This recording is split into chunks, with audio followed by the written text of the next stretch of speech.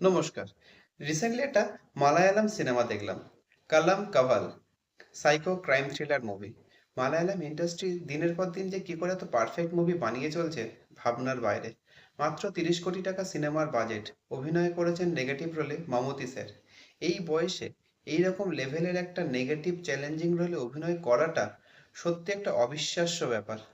সিনেমার স্টোরি নিয়ে যদি একটু সামান্য কিছু বলি, একটা কিউট স্মাইল দিয়ে বিধবা মহিলাদের সাথে প্রেমের সম্পর্কে যাওয়া এবং সেখান থেকে একের পর এক খুন করা, এটাই হলো সিনেমার আসল স্টোরি।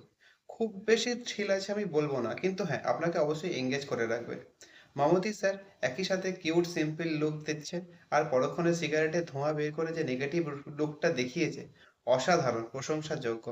পুলিশের চরিত্রে অভিনয় করেছেন ভিনায়কান স্যার। আসলে ক্রিমিনাল যতই বুদ্ধিমান হোক না কেন, কিছু না কিছু ভুল সে করবে, আর সেখান থেকেই এই সিনেমার কেসটাও সলভ হয়। তো কেসটা কিভাবে সলভ হয় সেটাই দেখার। স্টোরি, অ্যাক্টিং অসাধারণ। খুব বেশি স্টোরি নিয়ে আমি কিছু বলবো না। 2 ঘন্টা 20 মিনিটের কাছের সিনেমা।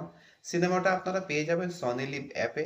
হিন্দি, তামিল, তেলেগু সব ভাষাতেই অ্যাভেলেবেল। সাথে ইংলিশ সাবটাইটেলও অ্যাভেলেবেল। আমার ভিডিও যদি ভালো লাগে, like, comment and please subscribe my channel. Thank you.